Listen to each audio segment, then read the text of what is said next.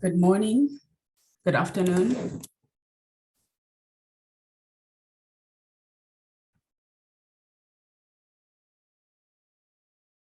Good morning, good afternoon from wherever you are joining us from.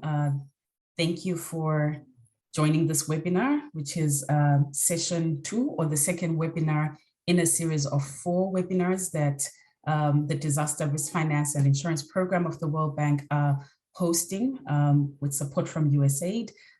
This session is focusing on inclusive financial services and really learning from global evidence on how financial services are strengthening or are being used to strengthen climate resilience for livelihoods in the agricultural sector.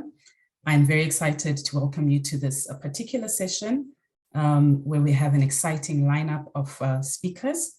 Next slide, please. And just, this is a very quick recap of the structure of the webinars. So in total, like I mentioned, we have 4 webinars, and these are each accompanied by either a fact sheet or a learning note. The recording of the 90-minute webinar is also going to be available after the event for participants and interested stakeholders to refer back to. Each session, we invite different guest speakers depending on the topic, really to emphasize the range of solutions from the financial sector that are available for different segments of farmers, households, or subpopulations. Please do share your feedback and questions via the chat as the session is proceeding. However, we will take all questions at the end of the presentation. So we have 3 presentations for today. All the questions will be taken together after all 3 panelists have spoken. However, our panelists will also be available to respond to some of the questions online as the webinar progresses. I want to emphasize that participants will have an opportunity to earn a certificate of completion at the end of the 4 session program. So after webinar 4, we will be sending out a short survey or quiz to test your knowledge from attending the webinars, and that will then earn you a certificate of completion. Next slide, please. We covered webinar 1 about a month ago, and that was a deep dive into index-based livestock insurance. This session is now taking a broader look at financial services and focusing more on the inclusive aspect of it. I'm very excited today that we also have a very strong gender focus in session 2. So we're very excited to have the Deputy Director from SEWA on this webinar. Sessions 3 and 4 are looking at lessons learned at various levels of deploying these programs, micro, meso, and macro. Please look out for that again in about 6 to 7 weeks from now. We'll be sending out the relevant material and invitations. Our last session for this series will be looking at technology for both agriculture insurance as well as agriculture finance. Next slide, please. This is a final reminder for those that have not yet joined the Risk Finance Community of Practice. Please do join the community. We regularly send information on upcoming events, on new publications, on new programs. It's an exciting community to be part of. There's a lot of useful information and learning and exchange that takes place. And also, you could use the community of practice to reach out to us to suggest topics and further engagements that we could bring to the attention of the rest of the community. So please use this scan to join the community of practice. We'll also flight it later on at the end of the webinar. Next slide, please. So without further ado, I would like to welcome our first panelist for today's session, Peter Zeteli, who is supported by SABA. So Peter is a financial sector specialist at the bank. He is leading the CGAP's study on the role of financial services in bolstering resilience and adaptation to climate change. The effort is broad, it takes a human-centric approach. And so some of the lessons from today, we will be learning from this broad study and I don't want to take up any more time. Over to you, Peter. Thank you so much, Khalil. Good morning, everyone. Thanks so much for the invitation to join the webinar today. Khalil already introduced me. Maybe just to say about CGAP that we are a think tank housed in the World Bank, focused exclusively on financial inclusion. I have led our initial work on the intersection between climate change and climate adaptation, in particular, with financial inclusion. I'm joined today on the call by Saba Nota, who's led our work on financial service providers as well as on gender. So she'll be able to chip in at the end in the discussion as well. The initial work that CGAP has done in this space has aimed to better understand the linkages between these two. So is financial inclusion relevant for the climate agenda? And what, if anything, will climate change mean for financial inclusion? And these are deceptively simple questions that are actually large and complicated. We are approaching them with a great deal of humility. I think it's fair to say, after a year of looking into the space, we still feel like we're at the early stages of our learning journey, although we're ahead of many in the space, it turns out. But that said, we have come up with some pretty clear takeaways from that first year that I'm happy to be sharing with you. Slide, please. Just a few words on the research itself to say that we deliberately took a pretty broad view in this initial scan of the space. We had distinct work streams on customers, on financial service providers, on government actors, including financial regulators, as well as on funders, and with a cross-cutting focus on women and gender gaps. So beyond what I'll be sharing here today, there's a lot more depth on all these areas. We've started writing some of this up. I'll share the links at the end, but happy also to join follow-up conversations on any of these or get into it in the discussion after the talk. But with that, let's just dive straight in. So what does financial inclusion have to do with climate adaptation? Slide, please. It turns out quite a lot. People often distinguish between planned and autonomous adaptation to climate change. Planned adaptation being the deliberate policy responses and actions by governments, other public agencies, often of an anticipatory nature. And autonomous adaptation being more spontaneous initiatives taken by individuals, small businesses, other private actors, often of a more reactive nature, reactive to climate change. We think financial inclusion has an important role to play in both. Planned adaptation can include, for instance, often recovery payments to vulnerable people. That relies on access to accounts, to robust and rapid payment systems, to agent networks for cash in, cash out, and these kinds of things. We, however, think that financial inclusion is even more important to support people's own resilience strategies, because almost anything people need to do in response to climate change involves some combination of savings, lending, remittances, and insurance. And so we think inclusion has a particularly important role to play as an enabler of autonomous adaptation in empowering the poor to take their own actions, pursue their own strategies in adapting to and growing more resilient to climate change. We also think that financial inclusion can be a very effective way to leverage the private sector and to tap into private capital for adaptation, which is absolutely necessary given the resources that are going to be required for climate adaptation. But of course, governments, again, have a key role in enabling that, and we'll get to that in a minute. But just to say on this first question, is financial inclusion relevant for climate adaptation? The answer is absolutely. Slide. And there are many ways in which we could talk about, next slide, please, how financial inclusion bolsters climate resilience. We could go on about the role of savings, insurance, credit, and remittances in risk management overall and climate risk management. I think the biggest takeaway for us, though, is that business as usual is not necessarily going to get us the results that we want. We can't just assume that financial inclusion by default will automatically support climate adaptation. And that's for a few distinct reasons.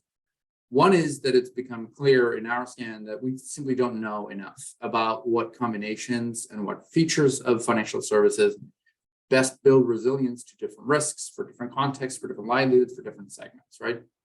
So we think about the risks. If you are a cassava farmer in northern Nigeria dealing with long-term adaptation to water scarcity, that is very different from if you are a petty trader in urban Dhaka dealing with a flash flood. The things that you need to do are very different. The things that you need from the financial system are going to be very different too. Looking at the responses, if you're that cassava farmer in northern Nigeria, whether you respond to water scarcity by adopting new agricultural practices, or out migrating to an urban area and changing their livelihood altogether, those are fundamentally different strategies. And you will need different things from the financial system to support those two strategies. So that's just to illustrate that there is a lot of knowledge that we need to make financial services work well for people, and we don't yet have all that knowledge. Second, we think business cases are going to be harder to build for adaptation finance, again, for a few reasons. Adaptation involves much longer time horizons, plays out over many years, far longer than the maturities of the loans that poor people typically have access to, which rarely go beyond 12, 18 months, right? Adaptation is not easy to analyze because it's resilience to shock is ultimately about counterfactual. It's about what didn't happen as a result of your adaptation. And therefore, the returns to adaptation investments are trickier to assess. And finally, adaptation investments are typically not inherently income generating. If you raise your house on stilts or you paint your roof white to shield yourself from heat, it generates no new revenue for repayments. And the typical business model of financial institutions serving poor people tend to center very heavily on productive lending to build businesses, or even better, to expand existing business, generate new revenue. Adaptation investments often don't do that, and that just makes it harder still to build a business case for it. And finally, financial services come with their own risks and can have adverse consequences. And some of those concerns are particularly acute in emergency situations, because the first thing people reach for is often a loan, and that might get you through today, but leave you considerably worse off for the medium and longer term. So there are a number of reasons why we need to put deliberate effort into better understanding how to deepen the effectiveness of financial services for climate adaptation and resilience. And that is particularly true for women. Next slide, please. Because many of the issues around both climate adaptation and financial inclusion disproportionately affect women. And those issues intersect and compound each other in problematic ways. So in many contexts, women have higher exposure to climate change. For instance, women are more likely to have agriculture as their primary economic activity. Agriculture is one of the most climate exposed sectors, as people on this call will be well aware. Women are also more vulnerable to many of the implications of climate change. For instance, they often bear the brunt of negative coping mechanisms. When kids get taken out of school, girls get taken out first. When food is short, women and girls often eat last. When someone needs to go longer distances to fetch water, women and girls are typically the ones who do that, and so forth. Finally, women also have access to fewer resilience tools and strategies to manage climate risk, including financial services. Women are more likely to be financially excluded. They're less likely to have ID and land titles and things that you need to get loans, to buy insurance products, and so forth. So these issues really intersect and compound each other in problematic ways for women. And it really underscores the importance of being able to meet the needs of different clients in their climate adaptation efforts. But our work over the past year has showed that financial inclusion is not yet living up to that promise. Next slide, please. So we interviewed over 100 financial service providers across the globe, and our conclusion was that as an industry, we have not come very far in meeting these needs on climate adaptation. We found insurers to be extremely aware of climate change, not surprisingly. We found microfinance institutions in certain countries to be very aware of it as well, although many of them are struggling to figure out how to respond. But for many, many other players, climate is just not a top priority, right? They're dealing with the after effects of the pandemic, of global supply chain disruptions, of rising inflation. Poor profitability is the fire of the day that they're fighting. Climate change is seen as something that needs to wait and that they can deal with later.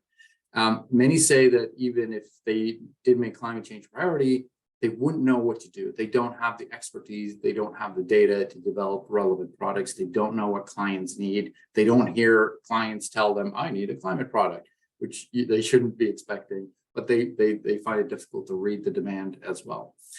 So we did a product scan. We were curious to see if you go out looking for products that explicitly are aiming for climate adaptation and resilience, what do you find? And what we found was a very narrow product landscape. Slide, please. We created this simple taxonomy of climate responsive financial products and services, just as a way to map what we found. And what we found was heavily centered on insurance, and in particular, ag index insurance. So well over half of the products that we found were in that bucket. And as today's audience will know, ag index insurance is a critical instrument that we need to make work and we need to scale. All the same, that alone will not meet global adaptation and resilience needs, right? Because first of all, insurance is the product category where we struggled the most to get uptake among poor people. That should be recognized. Secondly, not everything is an insurance problem. We need to help people reduce risk, not just transfer it. Insurance is poorly suited to manage slow onset risk, I would say. You don't buy an insurance product for sea level rise or oceanic warming or whatever it might be. It's not well equipped to deal with those kinds of challenges. And of course, ag index insurance does nothing for non-agricultural households, let alone for urban households.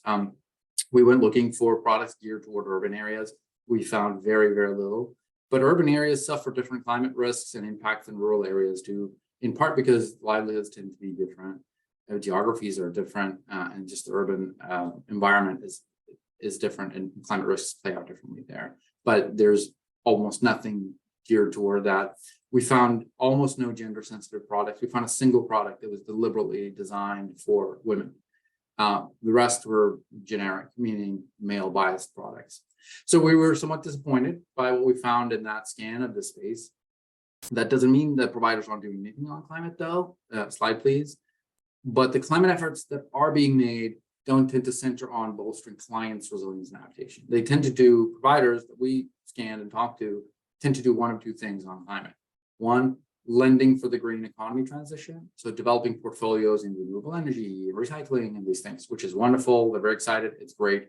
Does very little for climate adaptation and resilience conceivably.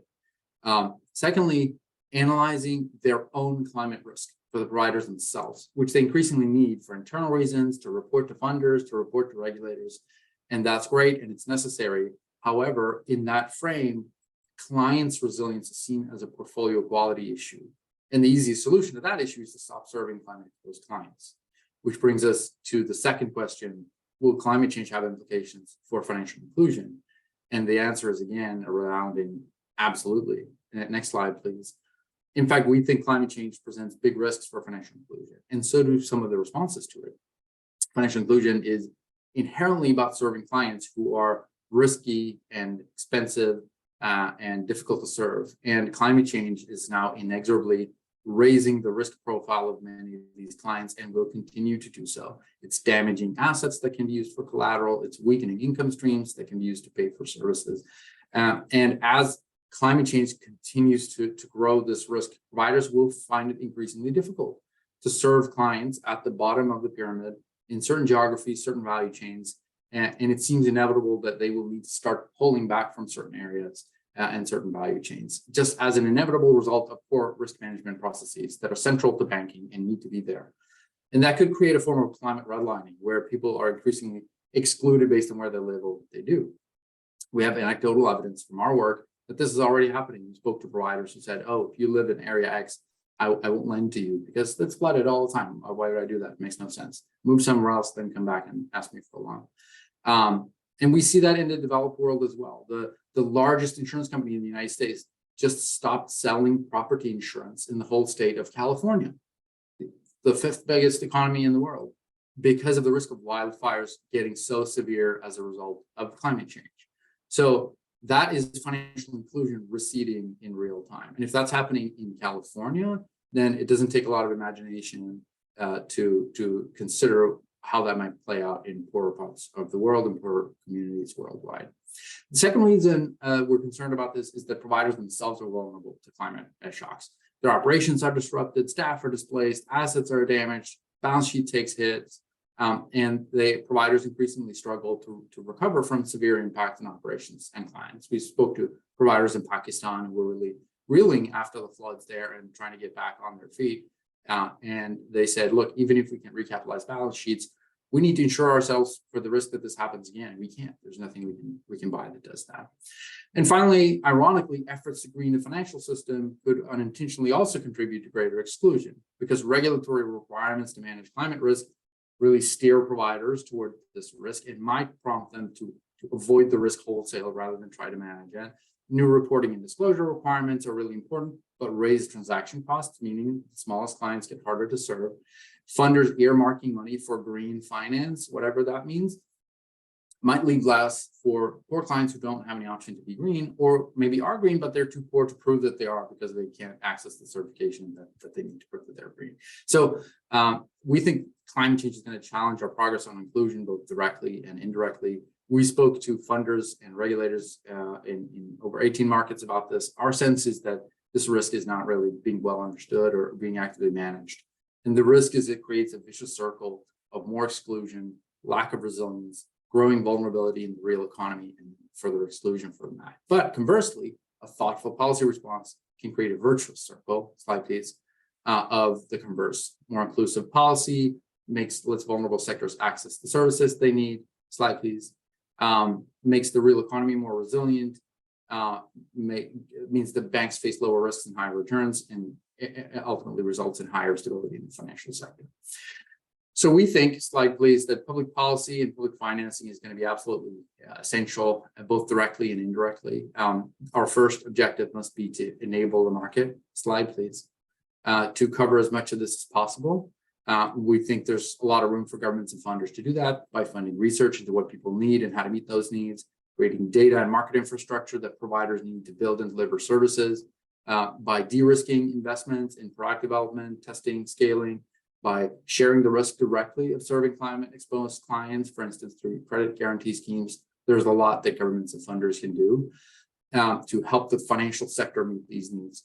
That being said, there are going to be large risks to many people that will never realistically be covered by markets either. And here governments and funders have a more direct role to play in the form of social protection programs in particular that we think are going to be very important. They offer a great existing channel of adaptation finance to poor and vulnerable communities, but they need to be designed right, they need to be resourced right, and they need to evolve. Even the adaptive social protection programs that we see today focus mostly on disaster response. That's very important, but they need to learn how to build resilience ex ante before the shock and to help build the resilience to slow onset risks as well. So the bottom line to us is that public policy and public finance will be extremely important on adaptation. There's a wide spectrum of options to consider, and we hope to come out with more thoughts and guidance on what those options look like over the next few years. So to summarize briefly, next slide, please. We think inclusion is a key enabler of climate adaptation. Go back one, please. Yeah, thanks. But there's still a lot we don't know, and there's not enough work happening. We think there's a risk that climate change will recede, financial inclusion will recede due to climate change, unless we can help clients and providers better manage that climate risk. We think the needs of women just have to take center stage, given these compounding inequities that I mentioned, as well as their typically important role in the resilience of a household, including children and the elderly. And finally, the public actors have a critical role to play both directly and indirectly by crowding in capital and helping to build markets to meet these needs. We think all of this constitutes an agenda for research, for action that is increasingly important, increasingly urgent. We have started publishing our initial work in this space. Slide, please. No need to go through this, but just to illustrate, you'll have this in the slides for reference. Links are there so you can see some of the things that we've started putting out there based on our learning. Looking ahead, we will be launching a series of research agendas to go deeper on some of these issues. Slide, please. Including thinking about what clients need, how financial service providers can meet those needs, how we build inclusive financial systems for climate resilience, not just thinking about products, what social protection schemes that focus on long-term climate adaptation look like, the needs of women in this context, how we tap into carbon markets to finance some of these investments, and how we develop more thoughtful policy responses to green finance that let us take ambitious action on climate without unintentionally creating exclusionary side effect from that action. So happy to elaborate on any of this in the discussion later if there are questions, but that's it for me. Thanks so much again for the opportunity to share. Looking forward to hearing from the speakers and to discussing this further after that. Thank you. Thank you so much, Peter. That was very comprehensive, but still concise, a very broad landscape and a quick touch on the key issues that, of course, participants are very welcome to delve into in the Q&A, so please do. And also Saba is on hand to answer some of the questions. So our next speaker is Rihanna from SEWA. She is the vice president. She has been the vice president now for about 8 years, and we'll learn more about who SEWA is and what they're doing. I will not waste any more time. I'll invite Sewa to please take the stage. Thank you. Thank you, Kelly. Namaste and a very good morning and good afternoon to all the participants and the panelists. Firstly, on behalf of SEWA and 2.5 million women members of SEWA across 18 states of India, we would like to thank World Bank and the partners for considering SEWA's participation and its grassroots level experience on the topic. I'm presenting this on behalf of a director, Rima Nanavati, and who is not able to join us today. To start with, next slide, please.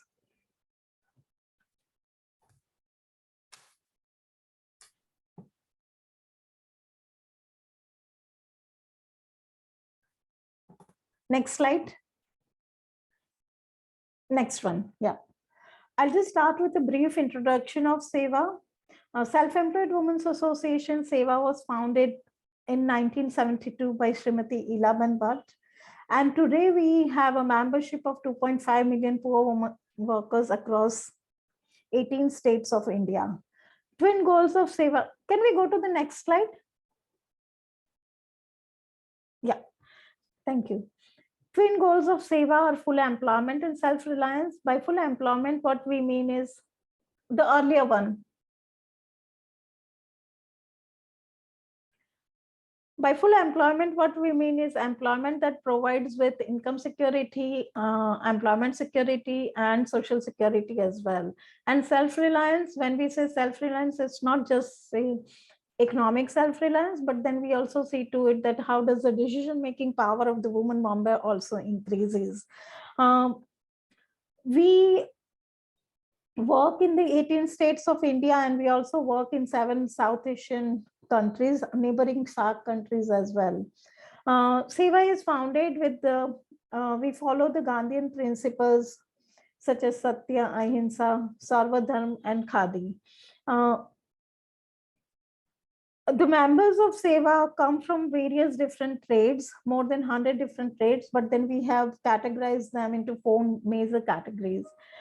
So we have home-based workers, vendors and hawkers, manual laborers and service providers, and the producers, small producers as well. To achieve our goals, we follow a very integrated approach of first and foremost, we organize them for the collective strength and bringing in the voice, visibility, and validity. Secondly, we invest a lot in building the capacity of our members so that they doesn't remain the worker, but then they also become the owners and managers of their own trade, as well as in their own enterprises as well. And this is how they are capable of standing firm in the competitive marketplace. Thirdly, we invest a lot in formation of capital formation because we see that this is the surest weapon to fight poverty. And of course, social security to enhance well-being and productivity. Can we go to the next slide?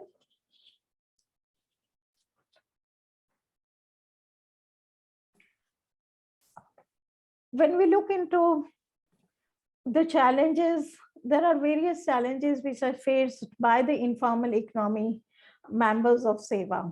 And those are all very diverse and intersectional. These are the members who have very low income, they lack the livelihood opportunity, and they do not have any access to timely and low cost financing as well. And at the same time, like they are the one who are facing economic crisis, and thus the livelihood is also impacted. And the climate shocks and the natural disaster, they are the one who are one among the most worst affected when any of the climate shocks or the disasters happens. And so to overcome these issues, we have been working with the members so that the creation of economic enterprises and the support members, and we support members. At the same time, we also provide them with the market linkages, and we also see to it that what are the new areas wherein the demands could be created and the members' enterprises could be channeled.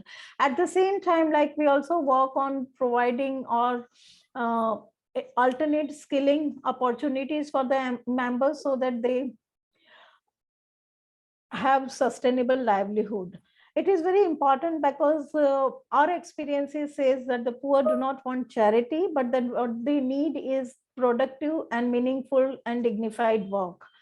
Talking about the specifically of the climate change and impacts of Seva on the members of Seva, they have various impact across different trades. Few of them could be, it is say with the decreased work efficiency because of the climatic shocks. In many of the trades like vendors and construction workers, the working hours are reduced. And apart from that, they also face a lot of problems, or say they have the impact on their health and they have to take forced days off from their livelihood. Alongside, it's also one of the impact which we could see is that because they lack livelihood and the effects are such that they have to drain and whatever limited savings or hardened assets they have, that are also drained due to that.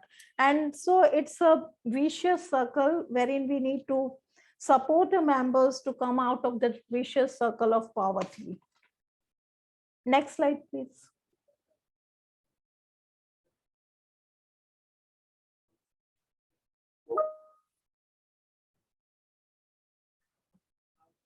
Next slide. Given the experiences, like what we would say is Seva's approach to financial inclusion and helping members in increased resilience to climate shocks include various efforts. To give an example of, say, financial instruments to increase resilience, Seva had created Livelihood Recovery and Resilience Fund, which serves as a contingent fund for informal sector women workers that provides immediate support in the event of various climate shocks and assist with recovery and rehabilitation. Secondly, the objective is also to support the members and the micro enterprises during the various climate shocks with and enabling them with the timely access to finance and the formal finance markets, because we could see that these are the members who are not able to link with the formal financial market, and many of the times they have to depend upon the informal financial markets, and which pushes them into the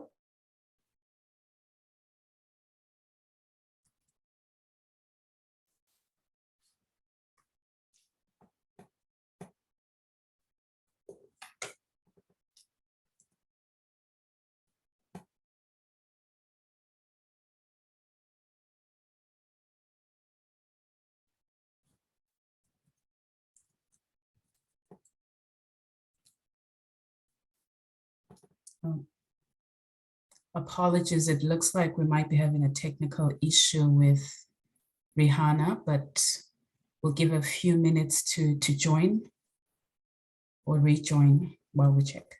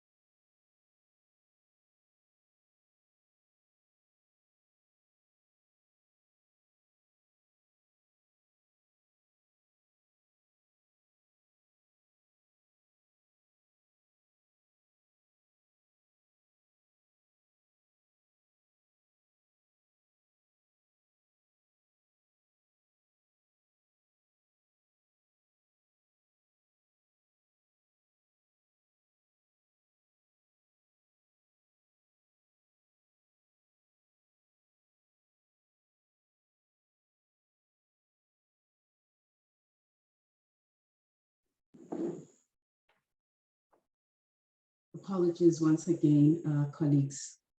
We are reaching out to get Rihanna reconnected, but in the meantime and in the interest of time, I'm just going to, we can turn to our third guest for today, and then come back to Sewa's presentation as soon as Javi is done. But let me invite now our third speaker, Javier Genet, if you're connected.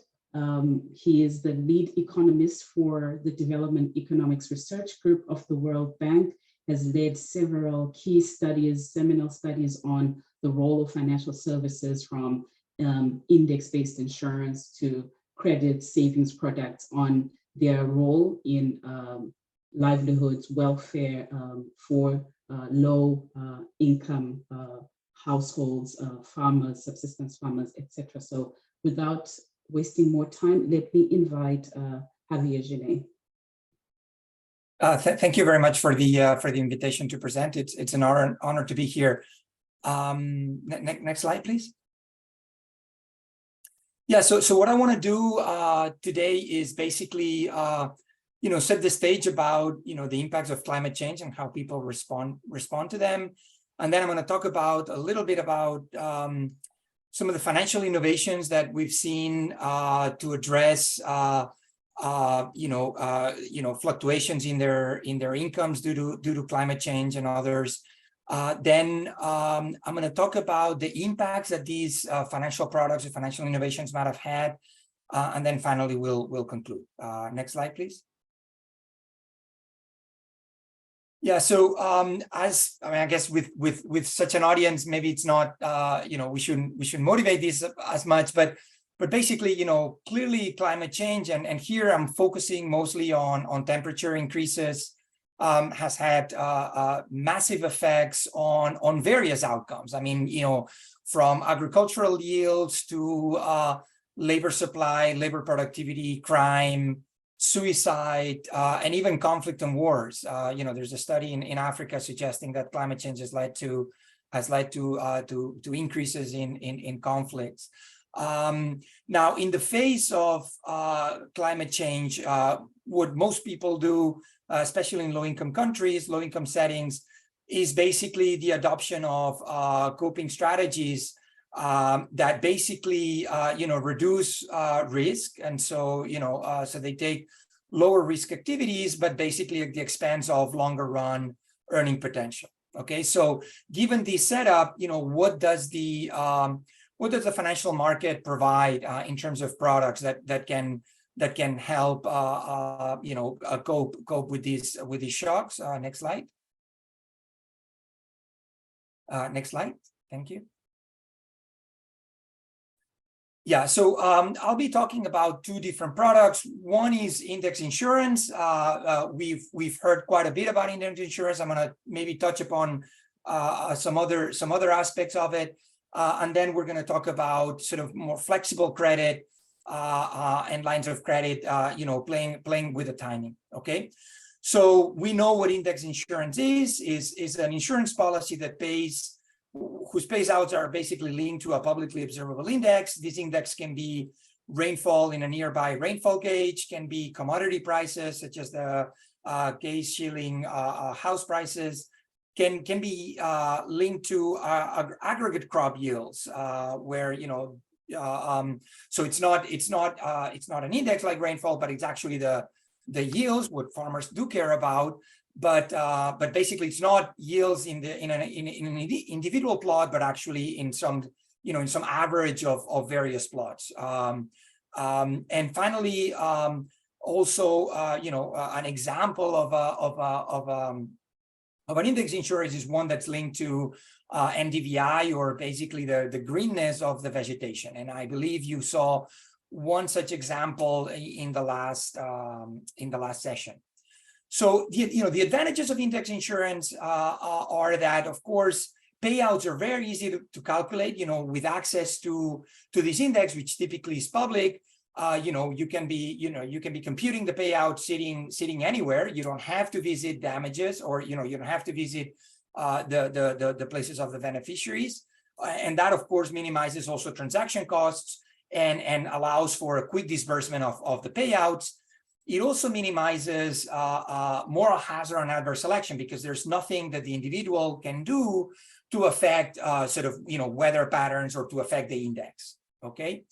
Now, when it comes to drawbacks, of course, you're only covering typically one type of risk, but beneficiaries are exposed to multiple risks. There's also basis risk, and that means, and I believe, this was covered also in the last session, but basically the idea that, farmers care about income yields, but basically you're insuring something that's correlated with yields, but not necessarily, right? So if we're talking about index insurance, rainfall insurance, you're insuring rainfall at a rainfall gauge. Now, there might be differences between the rainfall that you perceive and the one in the rainfall gauge, but also there might be differences between the rainfall and the actual yields. Okay, and so this lack of correlation is basically what allows sometimes that you might get a payout when you don't need it, or you may get no payout when you actually need it. Okay, and so also there's the issue that insurance markets may not necessarily be available everywhere. Okay, next slide. Yeah, so index insurance has gotten a lot of interest. There's been a lot of pilots that have been done over in the last couple decades.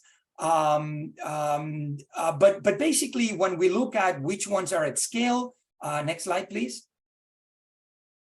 Yeah, we see a quite different picture. So there's been a lot of pilots, but none of them have come to fruition. None of them have reached what we consider scale, which was 100,000 beneficiaries. So low take up is an issue.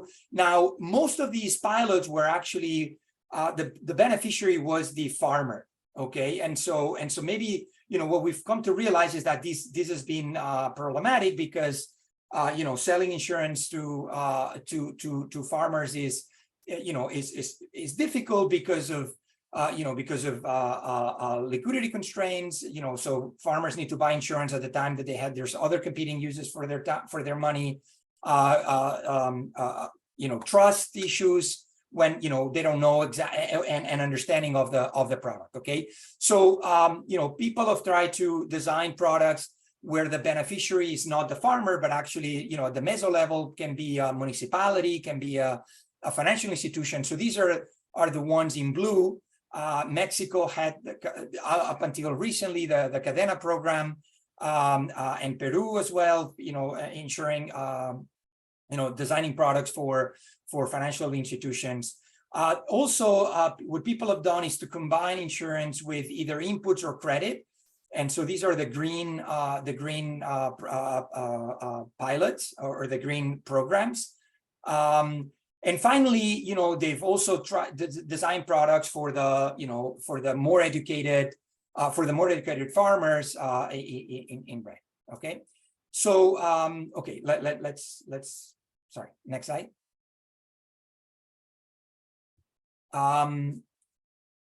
Yeah, so now let's move to, okay, so clearly insurance products are not necessarily available everywhere, but where they are available, what has happened over time with these products? So what is the premium of these products? What's the premium over time? What has happened to loading factors? So that is what insurance companies are charging over and beyond what's actually fair.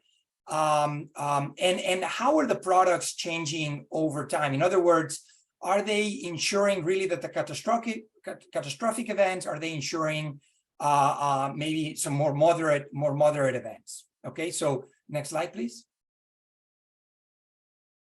So this is data from India, from ICICI policies over 3 different years. So from 2006 to 2010.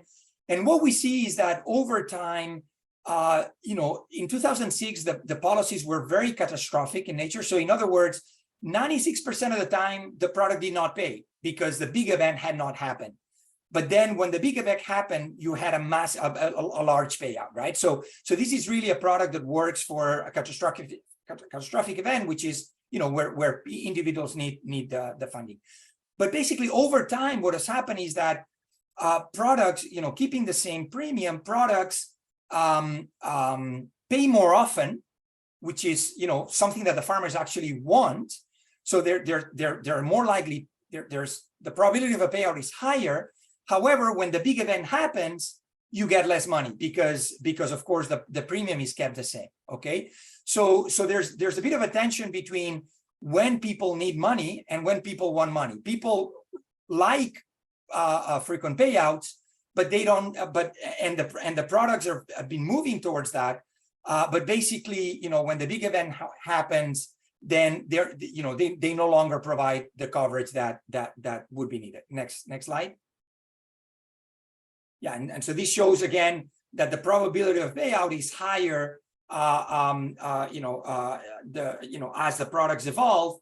But again, you know, when you need the money, you don't get, you know, the maximum payout is actually lower. Next slide. Okay, now, so we've talked about index insurance. Now let's talk about flexible credit.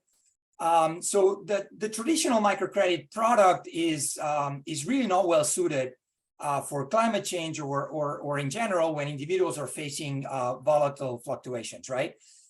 Basically, it's because, you know, the typical credit, you know, is fixed with frequent repayments starting right after disbursement, and so basically borrowers either hold back, respond by holding cash back, or by again not making investments that would be profitable.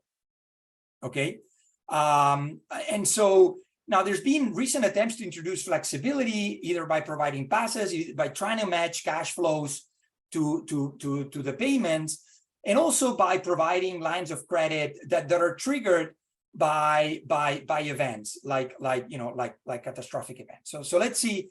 So next slide, please. Let's see how these products have actually fared, especially when it comes to risk-taking and adaptation. Next slide, please. Yeah, this comes from a study that we did again in India. This is basically trying to understand whether farmers that are insured were more likely to take on to adopt cash crops, and what we do find is that is true. So basically, insured farmers were more likely to invest in castor and groundnut than non-insured farmers, and that is interesting because what that means is that so the low take-up is not a reflection of the fact that farmers are actually insured. But actually, so when you do provide insurance, farmers do take it up by providing, by taking more risk-taking behavior, productive risk-taking behavior, which is growing castor, castor and groundnut, the cash crops in the area. Okay, next slide, please. But basically, and actually, these effects are actually driven by more educated farmers, so farmers that do understand the product, and this is consistent with other studies. Okay, next slide, please. Yeah, when we talk about and I'm concluding here, when we talk about the impacts of financial products on adaptation per se, so there's a couple studies, and actually the picture here is a bit more muddled. Okay, so first we have evidence from the US showing that actually federal crop insurance actually disincentivized farmers from engaging in adaptation strategies. Okay, so basically the idea here is, if I'm insured in the downside, why do I have to take costly investments to protect the fields, to make sure or to use crops that are more suitable for the actual climate, as opposed to just growing the traditional crops that I know that even if I have a bad harvest, the insurance product is going to kick in. Okay, So again, this study by Anand and Schlenker find actually that that insurance actually is detrimental for adaptation. It does not allow, it disincentivizes farmers from actually taking, adapting. Now, another study on the flip side is basically a study by Anthony Lane at the University of Chicago that actually shows that a line of credit that's triggered by flood actually does lead to higher investments in farming and leads to better consumption smoothing. Okay. Now, and actually it also leads to higher repayment of that particular loan. And so it is profitable for the lender. Okay. Next slide, please. Yeah. So in conclusion, so again, the take-up of insurance is generally low, even when subsidized, heavily subsidized. So one avenue would be to bundle it with inputs or credit. Financial credit markets do improve ex-post smoothing. So they're helpful at allowing farmers, allowing individuals to cope with shocks in their aftermath. But basically not necessarily, don't necessarily are useful in ex-ante adaptation, right? In making sure that farmers are taking the right actions to adapt to climate. And we've not talked about mitigation strategies, but it's unclear that financial markets do help in mitigation. And I'll leave it at that. Thank you. Thank you so much, Javier, for leaving us with that tension between mitigation, adaptation, and whether financial services are able to effectively drive adaptation, mitigation. We will turn back to Sewa because they do have a very interesting experience with trying to use financial services or using financial services for this ultimate aim, specifically focusing on women. So over to you, Rihanna, and for all the participants, please do keep the questions coming on the chat box, but we will have some time to engage with questions before the close of this webinar. Thank you very much. Over to you, Rihanna. Thank you so much, Quilly. And my apologies for losing the connection in between. And thank you, Xavier, for connecting this up. So like what we were talking about was about livelihood recovery and resilient fund. And like it's a bold and innovative approach which work towards improving the economic resilience and create employment opportunities for the poor members from the informal economy. LRRF will provide like it works in a way that it provides immediate support to the SEWA members during any of the climate calamities that has been occurred and further assist with stabilization. So it works in three ways. One is FLDG, so that it helps in overcoming the lenders' hesitation and risk-reward proposition for the lenders. At the same time, it supports the interest subvention for the members during the time of calamities and support them in coming up with the climate shocks and climatic impact which they had. And at the same time, like it supports with rehabilitation and rebuilding the livelihoods as well. So the structure, this is how the LRRF is structured, and SEWA has created LRRF fund of 25 crores, that is $1 billion in phase 1, and plans to scale up to 100 crores in the coming years. This is how like LRRF ensures the members get access to affordable finance and create a track record of timely repayment, which will further assist them in linkages with the formal financial systems. Next slide, please.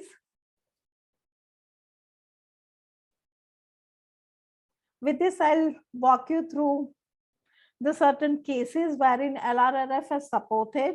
If we take an example of the financial protections of the members during the impact of floods in the last year. The state of Gujarat was unprecedentedly high rains were there, and almost 6,000 women members were affected in 3 of our districts. And the destruction was varied and multiple.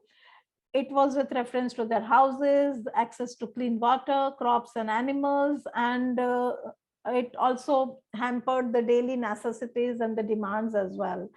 And so the women have to borrow money for the working capital because they have lost their incomes due to floods.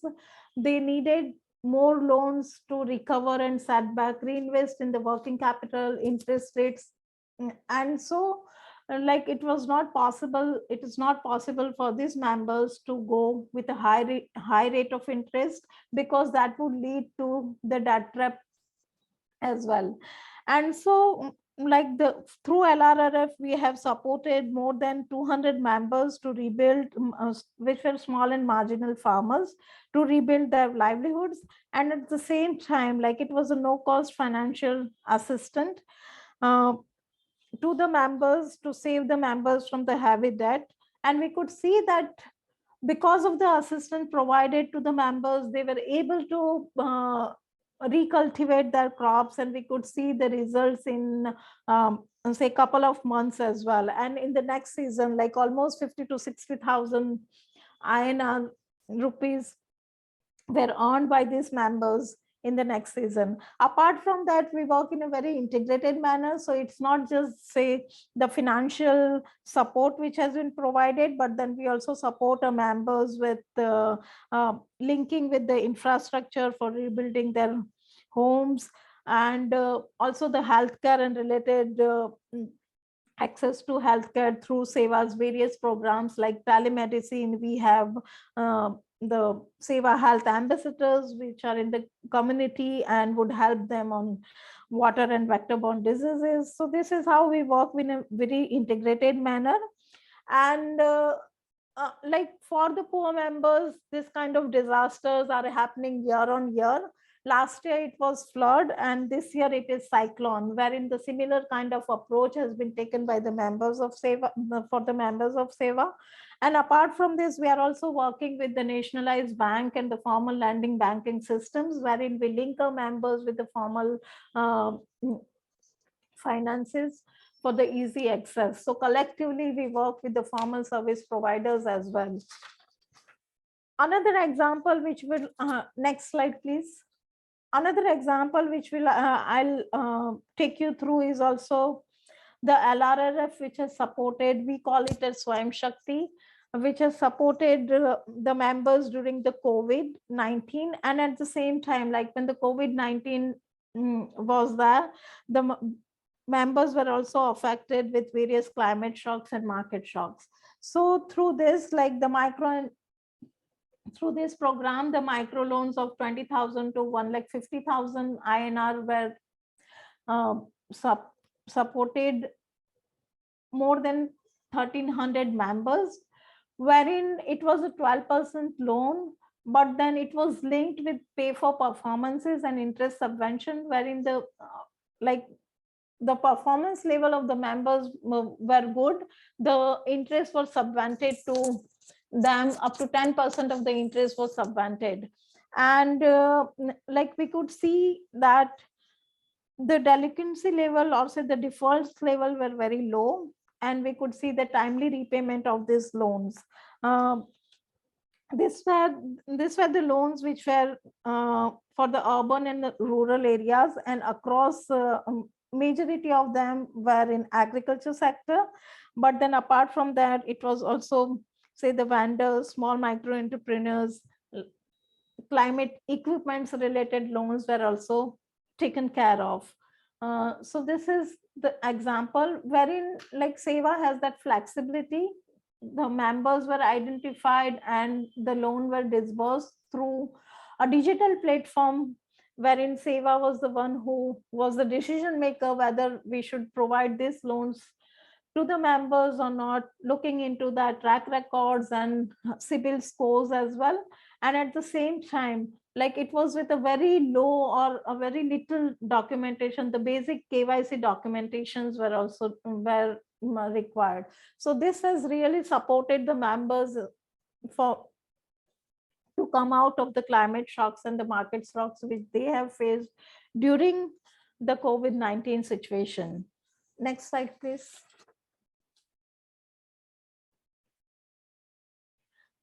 Another such example is also building resilience against the heat wave. This is, we have like worked out, as I mentioned, like the impact on livelihoods is various during whatever climatic situation there are, whether it be excessive rains, whether it be heat waves.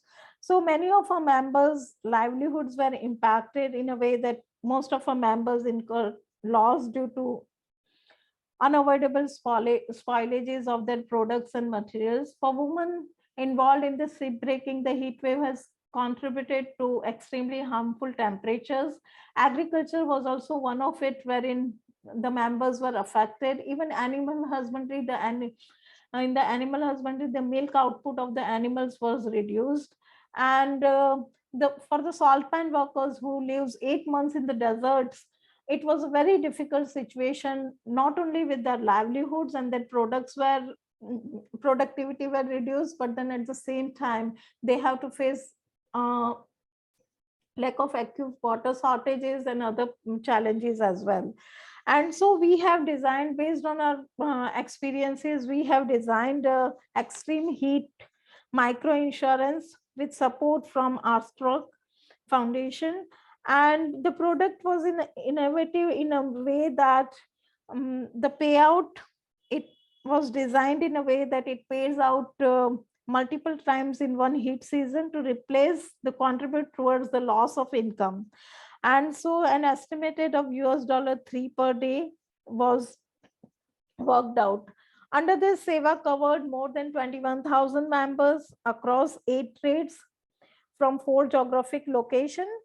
But then again, we could see that for the poor members, it is a very difficult situation. When they have taken the insurance for the heat wave, we could see that it was not the heat which had triggered, but then during the season, it was unseasonal rains and the Biparjoy cyclone, which has resulted into the loss of members.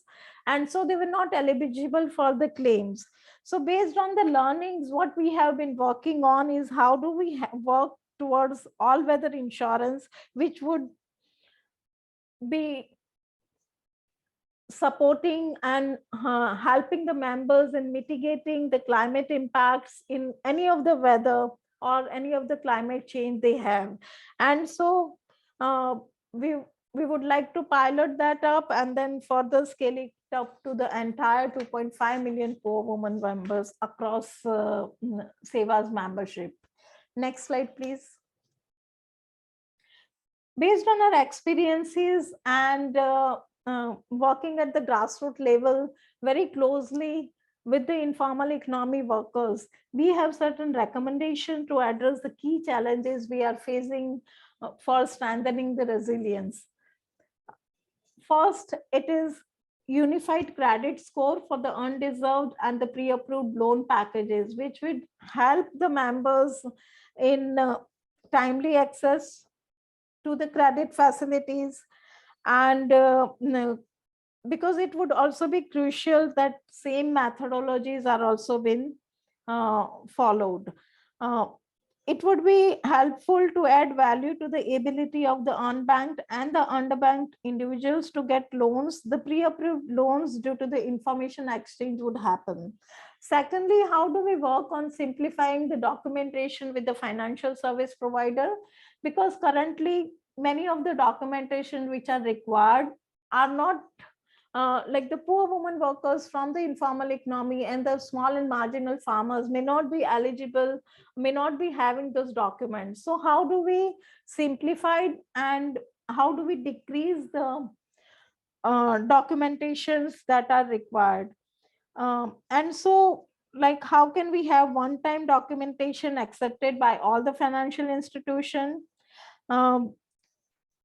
Digital KYC format could be worked out And also like waiving certain documents for the small and marginal farmers and the micro entrepreneurs, because many of the times, like in India, if we see, many of the small and marginal farmers are working as a sharecroppers, and since they are working as a sharecropper, to give you an example, they may not be eligible for the loan, the agricultural loans they could get, but at the same time they are the one who are investing their capital, investing their work, as well as they are the one who are bearing the losses during the climate change when it happens. And so how do we consider waiving of certain documentation, or how do we bring in, simplify the documentation?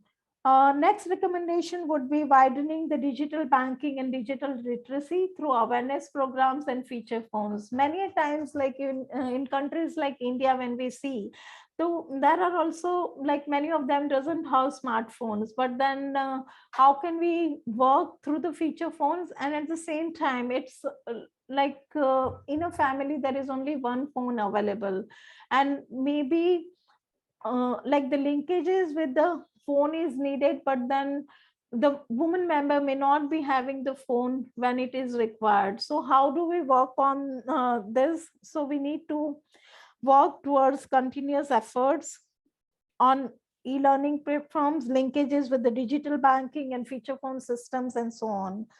The next one, I'll not go much into it, but then we talked about it in the earlier slide, was bringing in the all-weather insurance. And at the same time, along with the all-weather insurance, it's also very necessary that the weather stations at the village level or at a certain kilometer should be there. Because when we see the weather station, like in many of the insurances, the weather recorded or is quite far off from the villages wherein the effects have been made. So how do we bring in certain sensors, or say the weather stations, which would provide the more accurate data for the members or for the farmers, and so that they could avail the compensation or benefit out of it. The last one, which I would say, is enterprise support, and that should be in an integrated manner. So it's very important that the programs are not run in silos, but then how do we bring in collective approach, including affordable finances and market linkages? And at the same time, how do we bring in linkages through the government support system and tax benefits and digital aids for the members and for the poor and the women? So I'll end my presentation over here and would be happy to take any questions and suggestions. Thank you so much. Thank you so much, Rihanna. Very condensed presentation, but we can clearly see that SEWA is doing a lot and has been very thoughtful in its approach, bearing in mind insurance, but also other financial services that are available and can be used to strengthen climate resilience. So I'd like to open the floor now for question and answers. We have about 15 to 20 minutes for Q&A, and the chat has been active already, but perhaps I could just invite panelists for some of the questions that perhaps have not yet been answered adequately. One question came through on this issue of reduction in large payouts over time that we've been seeing from the presentation that Javier gave on the experience in India. So the question relates to what the public and the private sector can do in partnership to address this challenge of reducing a size of payout when farmers actually need those large payouts. We're seeing a reduction vis-a-vis an increase in frequency of payouts. So this idea that is protection adequate and what could be done perhaps through a public-private partnership approach? Thanks a lot for the question, and apologies for not looking at the chat. Only recently I was looking at it. I'm sorry.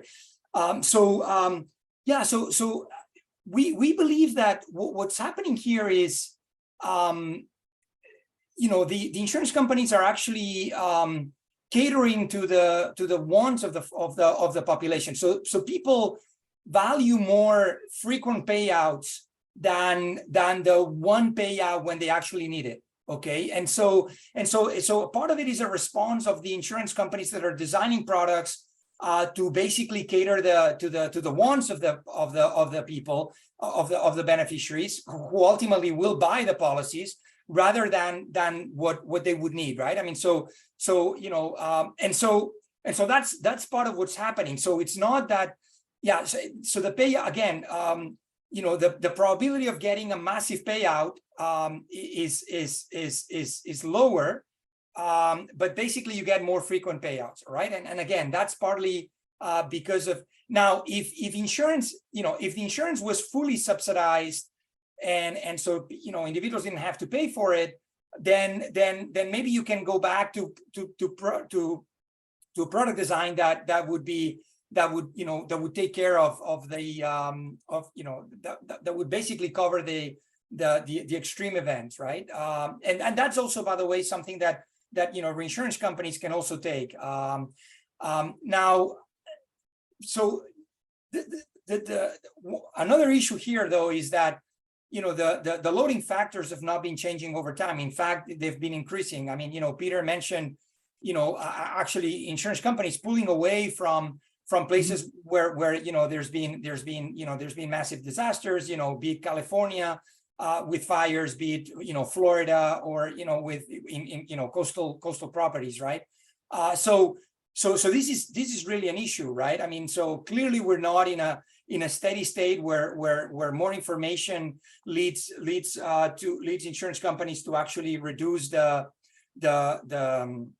loading factor. So insurance products will become more and more expensive, and coverage will be reduced.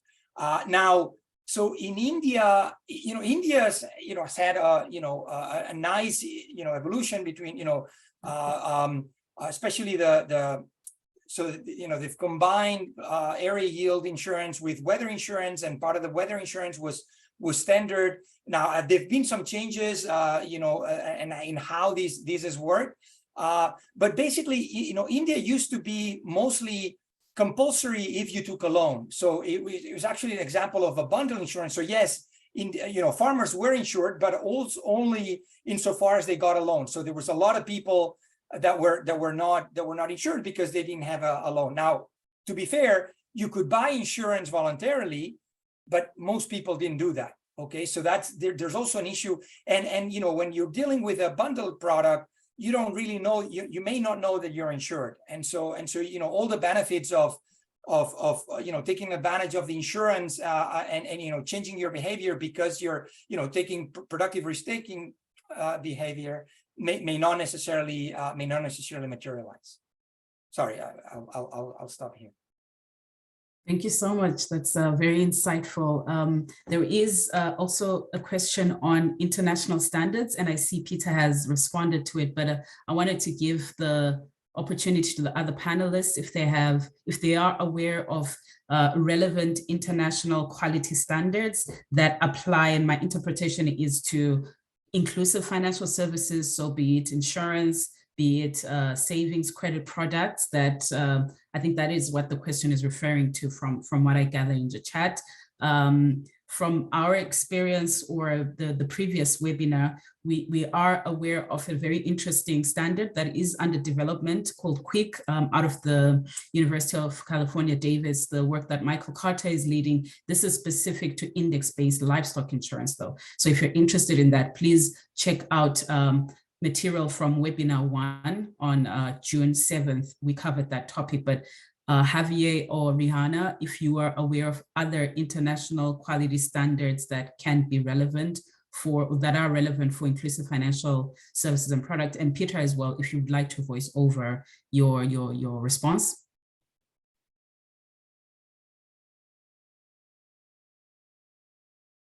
On the standards, so I didn't have anything to say really on the standards per se. I don't know where the sort of standard the ISO standards will come into this. There's conversation around standard setting bodies and financial regulation. That's very important, but that's I don't think that's what the audience member is really asking about.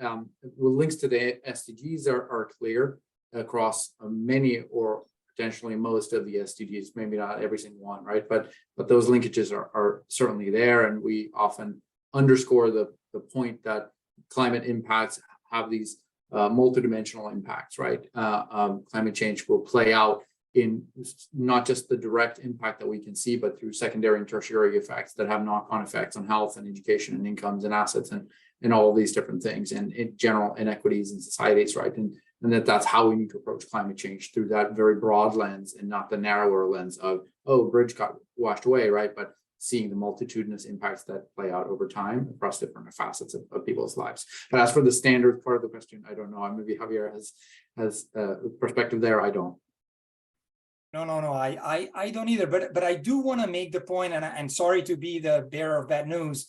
Again, when we think about adaptation and the role that financial instruments can play in fostering adaptation, I think that the few studies that we have actually are basically put a question mark to that, right? Because again, if we think about adaptation as maybe choosing the right crops for the changing weather, insurance actually does not provide incentives for doing that. And so I want to really stress this point, right? That financial products don't necessarily enhance adaptation, because what they do is clearly they provide resources to cope exposed, but they don't provide incentives for people to change behavior and use the kind of practices or strategies to basically adapt to climate change. So this is I really want to stress this point, and this really is brought home by the paper in the US, but also what we're seeing really is that adaptation is really hard. I mean, and there's not a lot of evidence of effective adaptation, and so humans are really reluctant to adapt, and maybe, and again, financial products, the way they're being designed right now, are not really conducive. Clearly they help in, again, consumption smoothing, and they help in the exposed coping, but not necessarily in adapting and mitigating basically the effects of climate change. Let me jump in. I totally agree. Just to make that, there's an underlying and bigger point here about the role of financial services in climate adaptation.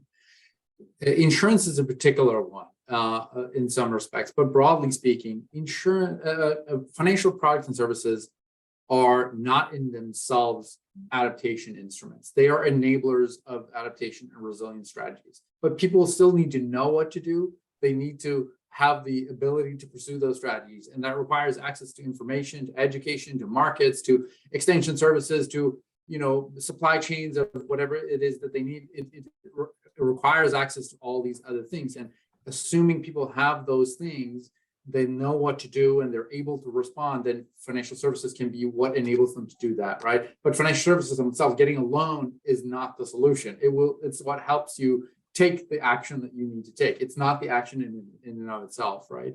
And I think that is a critical part to understand about the role of financial services. That's part of the power of financial services too, right? That it is an agnostic enabler of whatever it is that you want to do. That's partly why it's such a powerful enabler of autonomous adaptation, because whatever adaptation pathway people choose to pursue, financial services can help to facilitate that.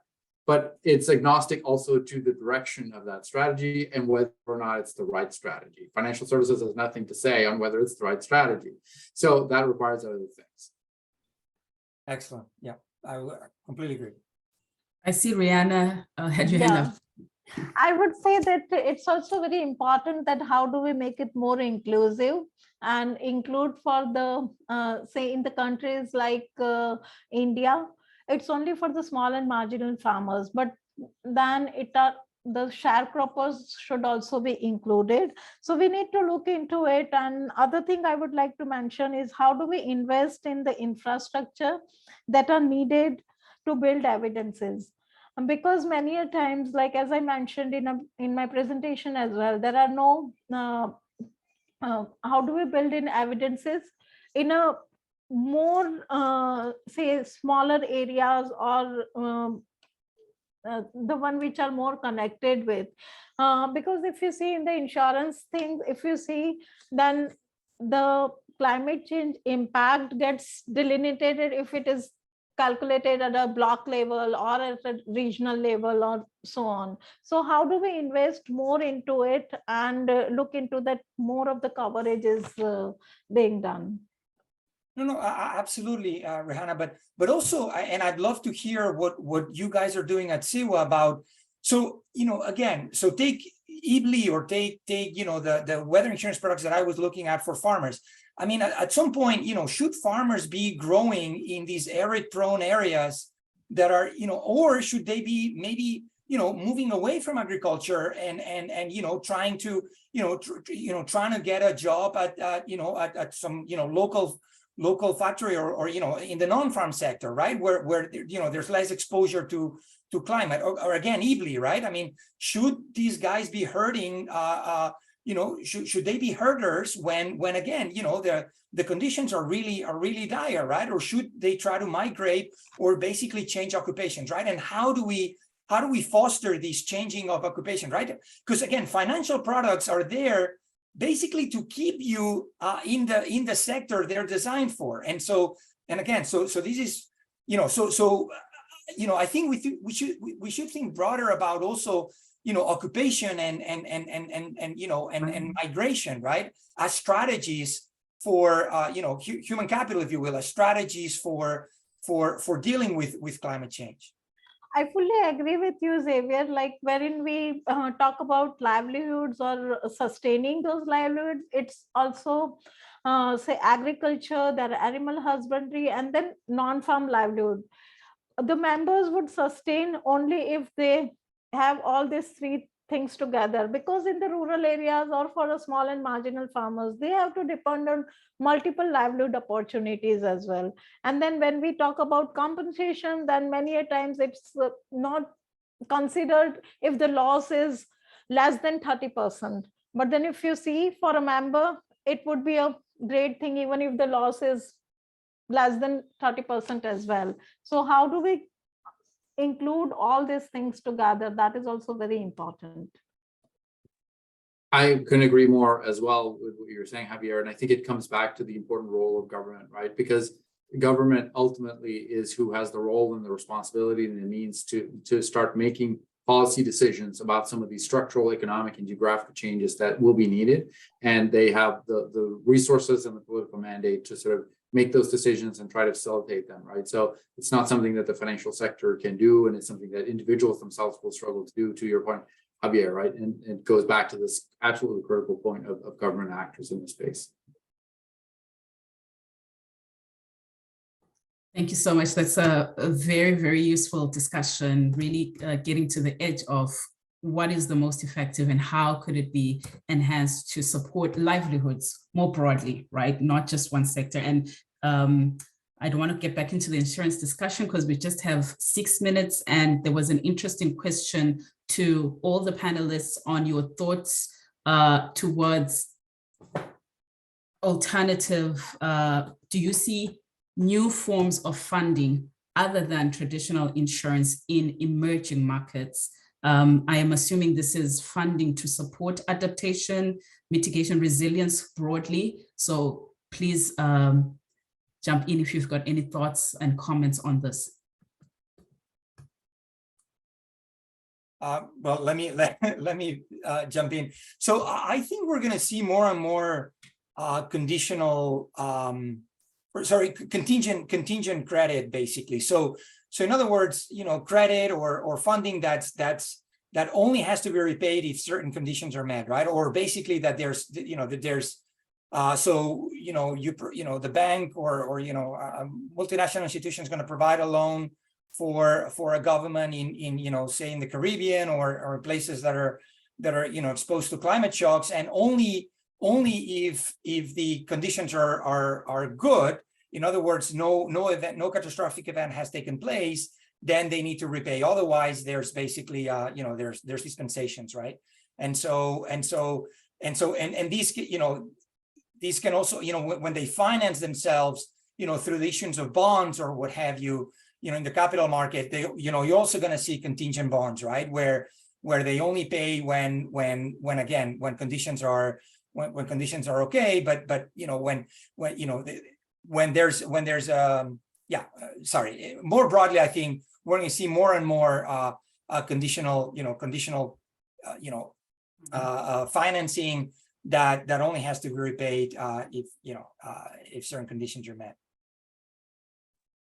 And just to pick up on that, I mean, Javier was talking about, sovereign finance, right? Government finance. But I think there's a corollary here, going back to the theme of financial inclusion, around how we structure credit products differently to help clients deal with climate risk. And, bundling in climate risk insurance with loans to clients in certain geographies seems like it will have to be a no-brainer, similar to the way credit life is operating and has been really useful in big parts of the space. Maybe we need a credit climate just as default in certain contexts, but doing, that will be expensive as well. And financial service providers can't necessarily be expected to carry the cost of that by themselves. So it comes back again to funders and governments to think about, well, is that the direction we need to go to help protect people? The same way that the government finance is being protected in the way that Javier was talking about with contingent credit.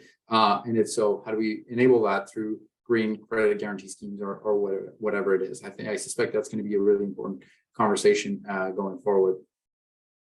Yeah, Rihanna, I think your experience with Sewa, I think you're already piloting or using this contingency type of credit or loan for your members. Any additional insights, experience, what motivated that? There was a question related to that in the chat around where these practices are coming from, where you're learning this from, and maybe other pointers to similar programs that you're aware of that are trying out these various types of financial products and services. Yeah, these are the practices which are coming from the experiences. Like we have been working through this and working very closely with the members at the grassroots level. And so we see that whenever this kind of climate crisis arises, it is very important for them to work in a very integrated manner. And one of the things which is required is also the need for capital.